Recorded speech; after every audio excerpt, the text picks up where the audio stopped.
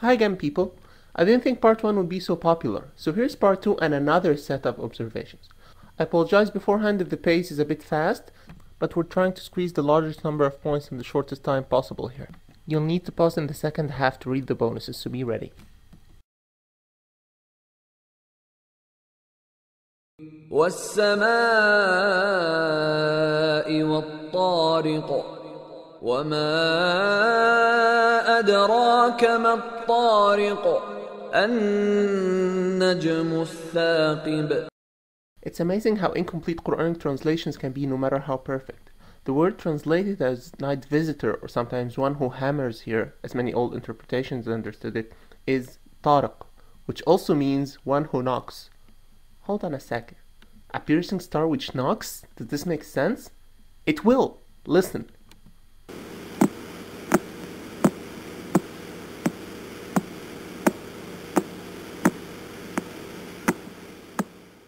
What you just heard wasn't me tapping on the mic. That's the sound of what they call a pulsar, a type of star which emits radiation so dense that it's capable of piercing through virtually anything it collides with. Here's a faster one.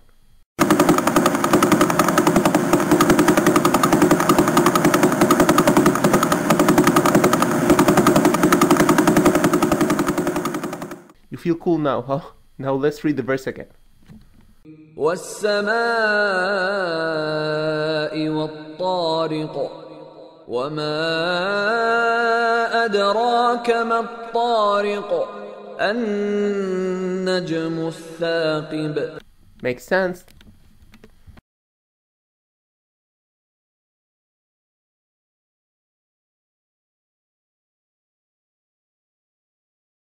Just ask about anyone 1,000 years ago, especially Arabs, about mountains, and they'll tell you it's the firmest thing they could think of. But God says otherwise. وترى الجبال تحسبها جامدة وهي تمر مر السحاب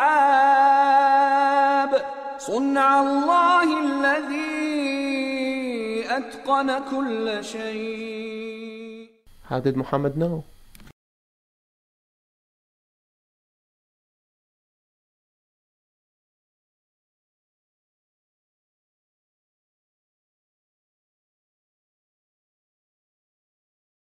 وجعلنا الليل والنهار آيتين فمحونا آية الليل وجعلنا آية النهار مبصرة. Today we know that the sign of the night, which is the moon, had strong volcanic activity about 3.9 billion years ago, meaning that it was illuminating before it became dull about 3 billion years ago. Hey, you're not googling everything I'm telling you, right? Good, because you should trust me.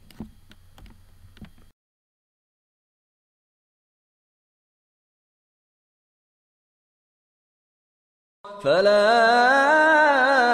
أقسم بالخنس الجوار الكنس. I know the English translation looks a bit lame, but let's see here. God is speaking about great things which are receding, running, returning to their homes, or sweeping. For centuries, that was interpreted as planets, since they hide during daytime. But now we can notice that it alludes to black holes.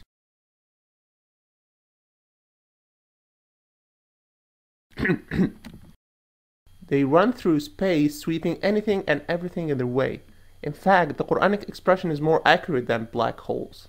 Can you imagine a hole in space?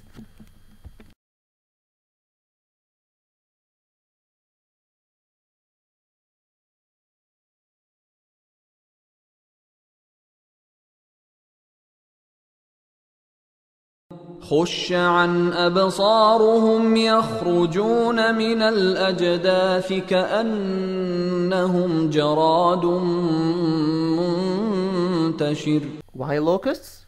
Well, unlike other insects, locusts bury their eggs under the ground. Then larvae spend as much as 17 years there before they begin to fly in swarms. That's surprisingly similar to how people stay so long under the ground before resurrection when they suddenly burst out. Needless to say, ancient people knew nothing of the locust life cycle, and Quranic interpretations don't even mention it. That information was revealed later, but before that, God knew it.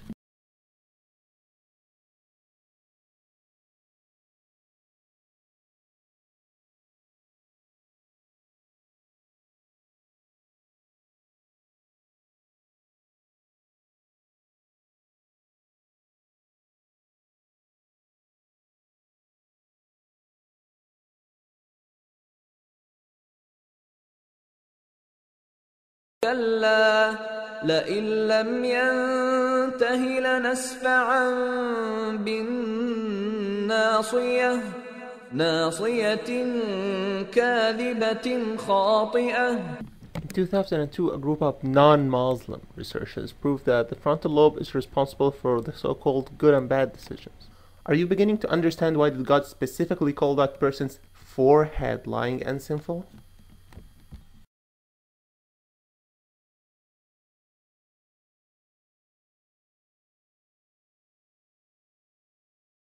وقال فرعون يا أيها الملأ ما علمت لكم من إله غيري فأوقد لي يا هامان على الطين فاجعل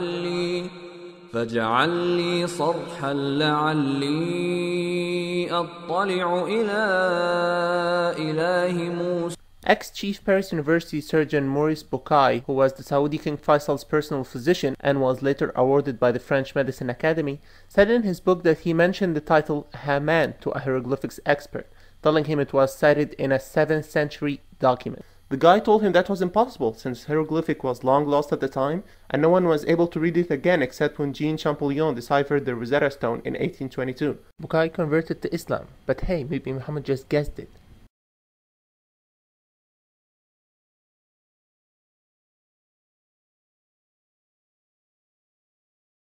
It's statistics time!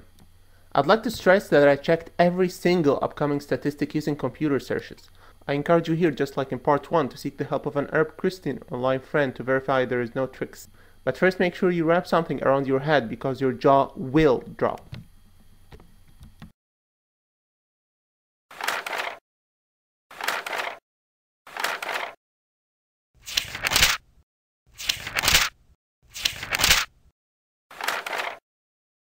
Get up, I'm not done yet. It's impossible that an illiterate false prophet would bother putting all those balances in order for people to find them long after his death when they invent computers. If he could put them, that is. And I didn't even try to verify everything, nor have we even discovered everything yet. Again, it's not just about the scientific miracles. As time passes, now Muslims unknowingly endorse Quranic legislation. For example, Christians gave up on banning divorce, realizing it's inevitable. Americans tried to prohibit alcohol in the 20s, seeing how harmful it was. And today's interest rates approach zero as they keep plummeting. Guys, this book is from God. He knew what was going to work for us and what wasn't before we attempt to find on our own with trial and error.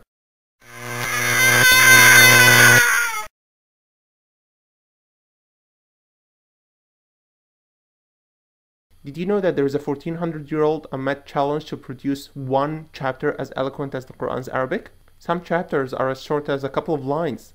Producing a similar surah will immediately destroy the whole Islamic creed.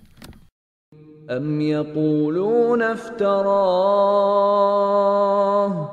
قل فأتوا بسورة مثله وادعوا من استطعتم من دون الله إن كنتم صادقين.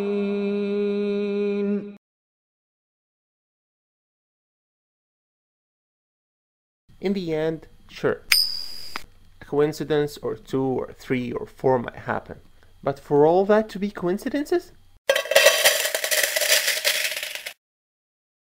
Come on, what do you want it to say to be persuading then? The origin of the universe?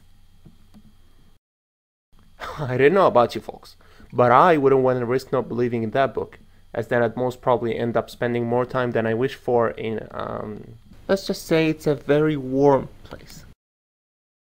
وما كان هذا القرآن أن يفترى من دون الله ولكن تصديق الذي بين يديه وتفصيل الكتاب لا ريب فيه من رب العالمين.